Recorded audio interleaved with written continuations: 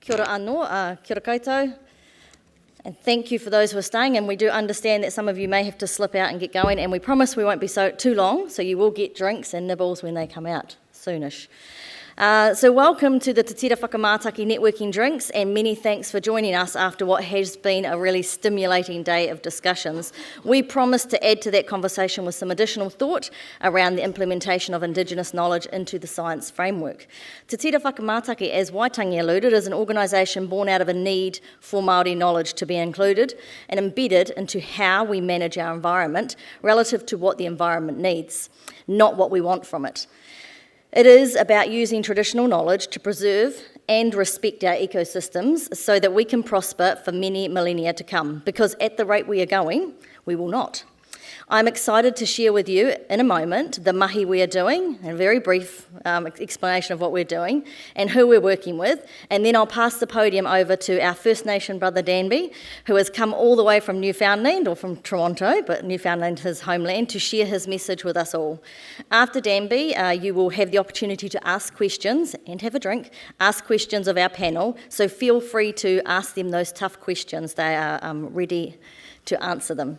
We welcome all conversation about biculturalism in this science, and because that is the first step in making it real, we again encourage you, like I said at the beginning of the day, to ask the thought-provoking questions, all those questions that you've been too afraid to ask because you can do it anonymously via the app. Then we'll end the evening with two really special acknowledgements that we're hoping you'll stick around for. But firstly, I need to acknowledge some people, not all of whom are here with us tonight. My co-founders, Dr. Nick Waipara, or co-founders of Tira Whakamātaki, Dr. Nick Waipara and Amanda Black, who's at the front here. The kaumātua who named us Te Tira Whakamātaki, Matua Kevin Prime. The kaumātua who support us and who you've met at the beginning of the day, Matua Tohi Ashby, Hemi Waiwai and Jim Doherty, who couldn't be here with us today. Our iwi chia sponsor, Hami Pirapi from Te Raroa, and our staff, Tami Malcolm at the back, the operations manager, Caroline Whitaker, who's also hiding down the back, our communications and engagement manager, and Waitangi Wood, who was on the panel before, is one of our kairangahau, our researchers.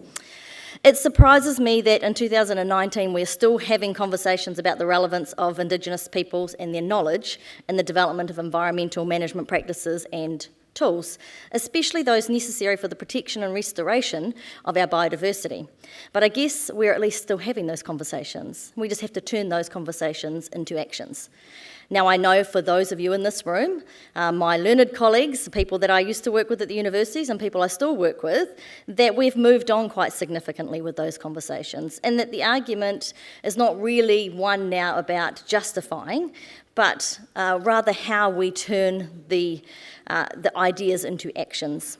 And there is much that still needs to be understood about how we find action in this space. However, I do ask you to reflect on what you have perhaps heard today and what you've learned in the various sessions that may have made you think differently. What will you take away from this conference, and what commitments will you make to including Māori knowledge and Māori people in your work?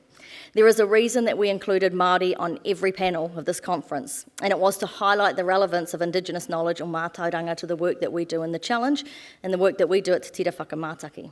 Human beings have been actively observing the environment for thousands of years. From the Paleolithic age, we've been actively observing and recording ancestral observations through our stories, through our myths, through our prayers, legends and songs, poems and dances. Then we started documenting those observations as we developed literacy, but that literacy development was only a blink of an eye ago. This acceleration of literacy, though, coincided with human ingenuity and technology advancements, and it led us to this artificial world that we've created, a world that now threatens the environment in which we live.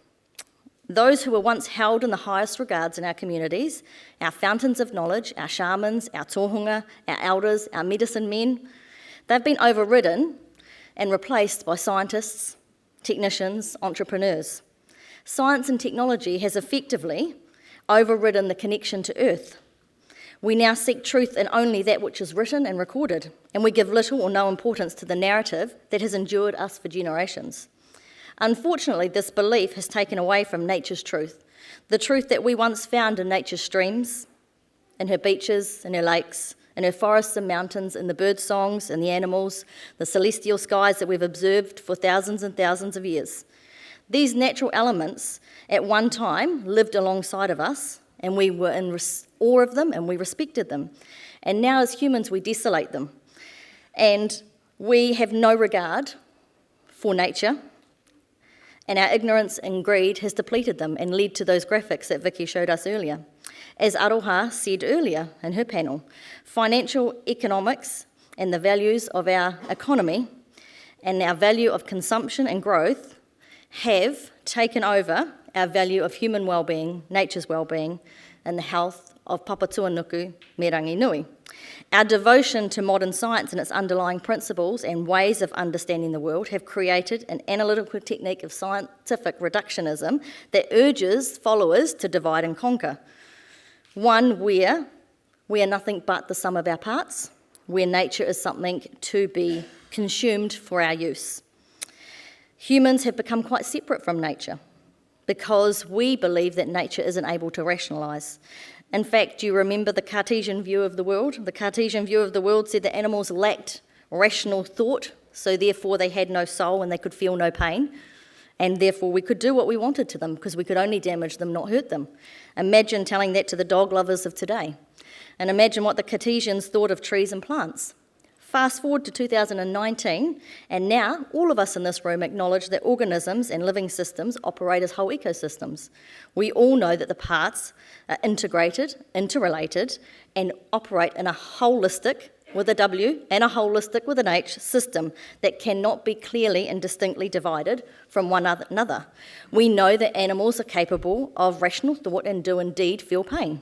We know that plants talk via the wood wide web.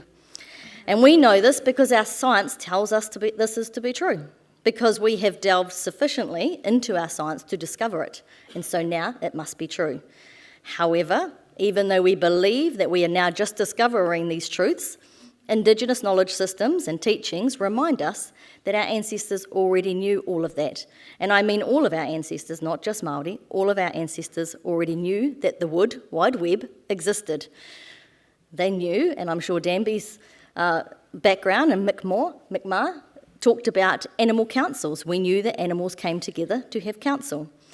So we're not just discovering this, we're just rediscovering. We're rediscovering the truths that Indigenous people and our ancestors have known all along. And those truths are what we need to live harmoniously alongside the natural environment. Te Tira Whakamātaki was established in part to help reconnect our people to these traditional teachings in order to heal and restore our environment. We believe that the relationship with the land and oceans cannot heal until we stop and actually listen to its stories. Therefore, the retelling of stories from ancient teachings is equally as important as the restoration of te taio, something that this science challenge has also recognised. We like to call this re-storyation. Te Tira Whakamātaki wants to achieve more significant Māori representation in the science space. We want to retell the stories that we were gifted by our ancestors who knew and respected the ecosystems of the land, water and air. So when we set out in 2015 to do this, we didn't realise how much positive impact we would make, especially in the biosecurity space and in such a short time. When Matua Kevin gifted us the name Te Tira Whakamātaki in 2017, which means the watchful ones, this cemented our kaupapa. We embraced it wholeheartedly, which is why we are very grateful for the name Matua. We don't aim to speak for all Māori, but instead to speak and act on behalf of Māori. Waitangi alluded to that. We aim to take out the middlemen. Again, as even Mike King mentioned today, true acceptance will only come when people are valued for their contributions. The same goes for bicultural partnerships. One of the reasons why I believe we were successful from the very start, despite a real need for the Māori voice in this space, was that we also knew nature needed to be heard in this space. And the calibre of people that we included was astronomical. From the very start, we prospered on having a board of some of the most well-respected Māori scientists in the biosecurity and environmental space. And they included, and I want to acknowledge them, again, Dr. Amanda Black and Dr. Nick Waipara, who can't be with us today, but also Drs. Nick Roskridge, Jamie Ataria, Sean Ogilvie, and on the ground Kaitiaki, Waitangi Wood, Tami Malcolm and Albie Marsh, and our chair, Glenys Payne. In fact, it was this talented and highly skilled team of Indigenous experts that was acknowledged in 2016 when we received the inaugural Dave Holloway Award for Innovation from the New Zealand Biosecurity Institute.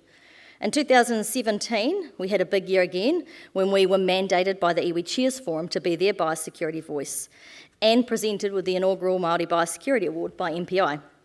In 2017 and 18, in alignment with our commitment to reconnecting our people to their traditional practices, we held, as Albie Marsh had noted in his session, seed banking wānanga, seed collecting training for our kaitiaki, and in partnership with our partners, the Millennium Seed Bank Q and the Australian Seed Bank Partnership.